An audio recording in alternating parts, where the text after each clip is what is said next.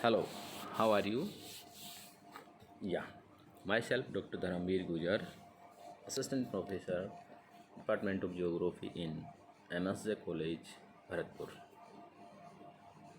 So now I am coming on my subject, Rajasthan, Geography of Rajasthan. Then topic is natural vegetation. Rajasthan की जो वनस्पति है उसका आज हम अध्ययन करने जा रहे हैं। देखिए, हमने राजस्थान के भौतिक विभाग पढ़े, राजस्थान की जलवायु पढ़ी, राजस्थान की जलवायु और राजस्थान की भौतिक विभागों या विभागों के आधार पे ही यहाँ की वनस्पति भी निर्भर करती है। और जैसे वनस्पति पढ़ लेंगे तो यहाँ हम राजस्थान की मिट्टी भी, इन मिट्टी के ऊपर वनस्पति, जलवायु और भौतिक स्थलाकृतियों का प्रभाव भी हमें दिखाई देगा।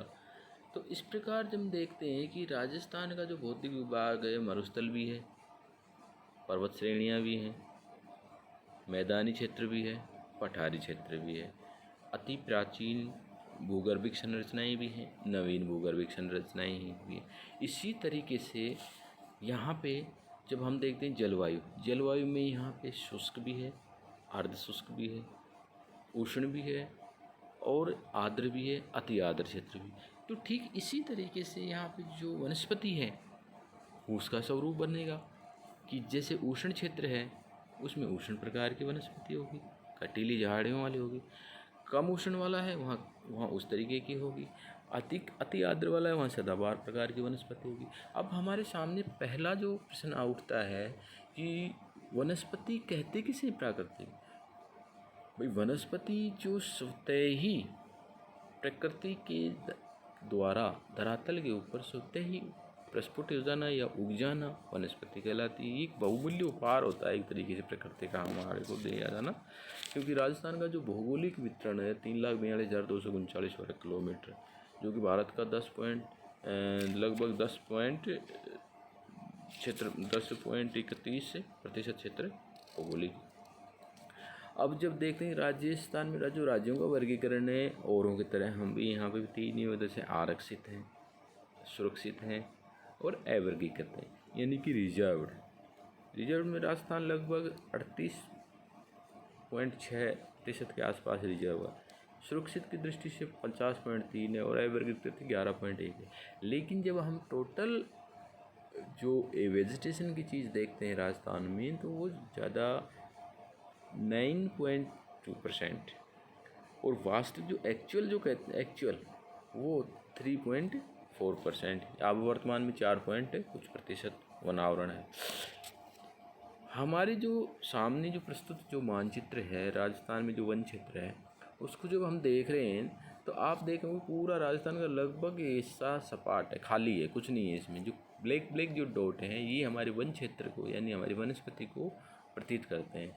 अब इस मामले में हम एक तरीके से गरीब समझें अपने आप को वनस्पति की दृष्टि से। अब देखिए यहाँ पे दक्षिण जहाँ बारिश का, जैसे इससे पहले जो हमारा जो वीडियो था उसमें हमने राजस्थान की जो जलवायु थी उसके बारे में हमने अध्ययन किया था।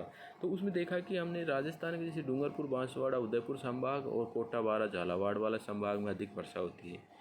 यहाँ पे भी देखिए आप वनस्पति का जो कंसंट्रेशन है, संकेंद्रण है वो ज़्यादा है, चंबल घाटी के आसपास है, अरावली में जैसे अलवर के अरावली श्रेणियों के अंदर है। तो ये दिखाता है कि जहाँ जलवायु अति आर्द्र है वहीं पे वनस्पति की कंसंट्रेशन ऑफ वेजिटेशन अधिक है। फिर जब आगे बात आती है कि जैसे इसकी जो राजस्थान के जैसे मुख्य आधार जो वनों का, जैसे वन नीति 1952 है, फिर उसको 1988 में उसको परिवर्तित किया गया।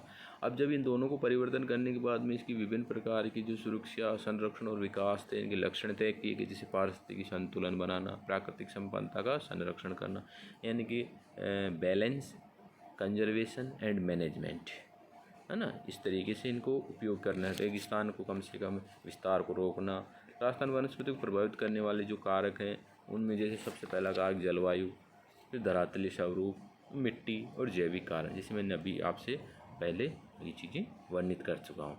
अब जब राजस्थान के वनों का जो वितरण आता है तो हम देखते हैं कि राजस्थान में मूल से 2 भागों में बांटते हैं, एक तो पूर्वी, दक्षिणी पूर्वी और एक पश्चिमी प्रदेश। पश्चिमी प्रदेश चूँकि मरुस्थलीय क्षेत्र है, यानी अरावली से पूर्वी और अरावली से पश्चिमी, आप ज़्यादातर ये में समझ लीजिए इसको सरल भाषा। तो मरुस्थलीय क्षेत्र है, तापमान अधिक है, वर्षा कम है। तो यहाँ पे क्या है, मुख्य रूप से 100 सेंटीमीटर से अधिक वर्षा वाला क्षेत्र होता है दक्षिणी पूर्वी वाला, और जो पश्चिमी वाला है वो 25 सेंटीमीटर से भी कम का क्षेत्र होता है। अब पश्चिमी क्षेत्र में जब देखते हैं जिसमें कांटेदार वृक्ष हैं, झाड़ियाँ हैं, घास इत्यादि, जैसे जैसलमेर में सेमन घास बहुत पाई जाती है ना। इस तरीके से वाष्पोत्सर्जन यहाँ पे कम मात्रा में पाया जाता है पेड़ पौधों की। और मरुस्थलीय वाली वनस्पति जिसको मरुद्भिद कहते हैं, मरुद्भिद वनस्पति जैसे कुम्मट, खोपड़ी, खैर, रोहिड़ा, जाल, हिंगोटा, कांकरी, खीपरा, आंकड़ा, कटीली झाड़ियाँ इत्यादि, यहाँ पे थोर इत्यादि जो लंबी जड़ों वाली और कम वाष्पोत्सर्जन करने वाली कांटेदार झाड़ियाँ यहाँ मुख्य पाई जाती है, जो कि पशु सेवण घास जो यहाँ की बहुत फेमस घास है, जो कि पशुओं को चारा के लिए भी उपयोग में आती है। अब यहाँ जो जैसे पेड़ बबूल, होकड़ा, रोइडा, डाक, पेड़, नीम, केर, बांगरी, ये यहाँ के मुख्य पेड़ भी हैं। पूर्वी एवं दक्षिणी पूर्वी में जैसे 100 सेंटीमीटर से अधिक वर्षा होती है। तो यहाँ पर जैसे बांसवाड़ा, डूंग, चित्तौड़गढ़ इत्यादि पहाड़ी तलेटों जैसे सोजना, आम, जामुन, गुलर, बरगद, तेंदू, सरेस, पेड़ा इत्यादि यहाँ की वन। जब वनों का जैसे ये चित्र वनों का जो वर्गीकरण करते हैं हम राजस्थान में, तो मूलतः 7 प्रकार वन, जैसे शुष्क या देसी सागवान के, यानी कि आप देखना जैसे जैसे वर्षा का वितरण है वैसे वैसे ही वनों का वितरण चलेगा। शुष्क देसी सागवान के वन यानी कि अधिक वर्षा वाली चीज़ें, है ना। दूसरा आदर चौड़ी पत्ते वाले, यानी उन्हीं के आसपास थोड़ा और आगे का। फिर मिश्रित पतझड़, जहाँ बारिश का भी मिश्रण होता हो। सालर वन, नदी घाटी के वन, उष्ण कटिबंधीय कटीले वन और उपोष्ण कटिबंधीय सदाबहार वन। तो अब देखिए हम जैसे कटीले उष्ण कटिबंधीय है, जैसे मान लो 25 सेंटीमीटर है, वही जालोर चूरू जो पश्चिमी रेगिस्तान है। फिर शुष्क पर्णपाती यानी 50 से 80 सेंटीमीटर है, तो इसमें जालोर नागौर के पतझड़ का मौसमी जो धौलपुर भरतपुर का कुछ हिस्सा है। उपोष्ण सदाबहार वन, यानी कि उपोष्ण तो है लेकिन सदाबहार जैसे नीचे का जो हिस्सा है इसका बालावाड़, झालावाड़ ना, सिरोही इत्यादि के अंदर ये चीज़ें। अब जो वनों का हमारे सामने जो आर्थिक महत्व है वो क्या है। वन हमें बहुत सी चीज़ें देते हैं। वन हमारे सबसे अच्छे मित्र हैं। हमारे प्रत्यक्ष और प्रत्यक्ष हमारे को लाखों गुना लाभ हमें वन पहुंचाते हैं। हमारे को वन सीधा सीधा प्रभावित करते हैं, हमें अति उत्तम रूप से करते हैं। वनों से एक सबसे पहले तो ईंधन मिलता है, ईंधन लकड़ी मिलती है, इमारती लकड़ी का उपयोग करते हैं, है ना। फिर वनों के जैसे ये तो मूल हैं, कृषि उपकरण है। फिर इसके बाद इसमें कुछ गौण उपजें भी होती हैं, जैसे शहद है, कत्था है, गोंद है, तेंदुपत्ते हैं, महुआ है, आंवला जाबुई है ना, बांस है, सुगंध की जो घासें हैं वो है, चारवाहा भूमि है, पशुओं के लिए भरण पोषण है, विभिन्न प्रकार की कलाकृतियों वाला जिसको कहते हैं हैंडीक्राफ्ट है ना, हस्तशिल्प। तो ये चीज़ें वनों से हमें प्राप्त होती हैं। लेकिन मानव इतना स्वार्थ लोलुपता और अपनी उपभोग प्रवृत्ति और भौतिकवादी संस्कृति के कारण आज वनों को इतनी गंदे तरीके से तहस नहस करते जा रहा है, जिसका आने वाली भावी पीढ़ी को इसका नुकसान उठाना पड़ेगा। क्योंकि हम इस चीज़ को उपयोग करते समय भावी पीढ़ी को ध्यान में नहीं रखते। जो आजकल एक कॉन्सेप्ट है सतत विकास यानी कि सस्टेनेबल डेवलपमेंट, उस अवधारणा को हमें अपनाना ही पड़ेगा, वरना आने वाली भावी पीढ़ी हमें माफ़ नहीं करेंगे। क्योंकि किसी का स्वार्थ तो पूरा जिसे कहते हैं ना, किसी का उपभोग या उपयोग या जैसे कुछ आवश्यकताएं तो पूर्ति हो सकती हैं, लेकिन अति आवश्यकताएं या स्वार्थ कभी किसी का पूरा नहीं हो सकता। इसलिए वनों को हमें अधिक से अधिक लगाना होगा, वनों को हमें अधिक से अधिक अपना मित्र बनाना होगा, और एक सामान्य सावचेतना के माध्यम से वनों का आवरण, वनों का आच्छादन और वनों की प्रजातियों का विकास पे विशेष रूप से सरकार के साथ, स्वयंसेवी संस्थाओं के साथ में हमें करना होगा, और वनों का जो विनाश हो रहा है उसको रोकना होगा। अब जब वनों का जो विनाश है उसके कारण कौन कौन से हैं, जैसे सबसे बड़ा कारण है जैसे यहाँ पे एक तो जो उद्योग, यातायात, विकास में बहुत सी चीज़ें आ गई, बिजली घर लगाना, रोड बनाना, पर्यावरण, उद्योगों, वाणिज्य का काम करना, विकास के नाम पर जो गतिविधियाँ चलाई जा रही हो बनाना, फैक्ट्री लगाना। तो सबसे पहले वो गाँव से दूर जो वनों वाले आच्छादित क्षेत्र है उनको देखते हैं, और उनको काट के उस भूमि को कन्वर्ट करके और वहाँ उद्योग लगा देते हैं, वहाँ पे रोड निकाल देते हैं, चूँकि हमें ये नहीं कह रहा है कि रोड नहीं निकालना है, फैक्ट्री नहीं लगानी, उद्योग यानी कि आर्थिक विकास भी एक समय की मांग है, लेकिन एक मध्य मार्ग की व्यक्ति को कि इस तरीके से काम करो कि एक पेड़ काटो 100 पेड़ लगा दो।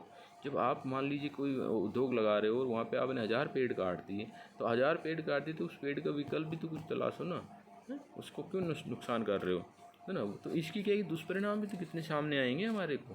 भाई जैसे सूखा पड़ेगा, अकाल पड़ेगा, अगर ये नहीं आएंगे तो बादल नहीं खिंच के आएंगे यहाँ पे, है? अरावली पश्चिम डालो, जैसे राजस्थान मरुस्थलीकरण बढ़ेगा, उसके बाद जनजातीय लोगों की जो आजीविका है, जो इन वनों के ऊपर निर्भर करते हैं, वो कहाँ जाएंगे, वो भी तो आएंगे, है ना? जो वर्षा के जो दिन हैं उनमें कमी आएगी, शीतलता का अभाव हो जाएगा, भूजल स्तर में कमी आ जाएगी, तो कितने सारे दुष्परिणाम हैं। हमें श्वास लेने में तकलीफ आएगी। आज जैसे हम एनसीआर क्षेत्र में देखते हैं कि एक इतना मतलब श्वास लेना दुर्लभ है, लेकिन जैसे कोविड-19 आया, कोविड-19 में हमने देखा कि लोगों ने लॉकडाउन किया, यातायात ट्रांसपोर्टेशन कम हुआ, लॉकडाउन के तहत लोग घरों में रहे, तो आज पर्यावरण की जो स्थिति है वो एकदम साफ़ सुथरा पर्यावरण है, पेड़ पौधों का रंग परिवर्तन हो गया है, आसमान का रंग परिवर्तन हो गया है, क्योंकि कहीं ना कहीं जो पर्यावरण का जो प्रदूषण हो रहा था ना, उससे भी ये चीज़ें बहुत नुकसान हो रहा था।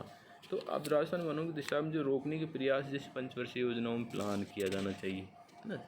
राजस्थान में जैसे centre arid zone research institution यानी काजरी अपने आप में बहुत बड़ा काम कर रही है। एक ऐसा इंस्टीट्यूशन है सेंटर का जो कि पूरी तरीके से यहाँ शोध कार्य, संरक्षण कार्य और प्रबंधन कार्य, तीनों कार्य अपना सुचारू रूप से जारी है। और साथ ही साथ यहाँ पे जो विभिन्न प्रकार के अन्य जो योजनाएं हैं हम वो भी है।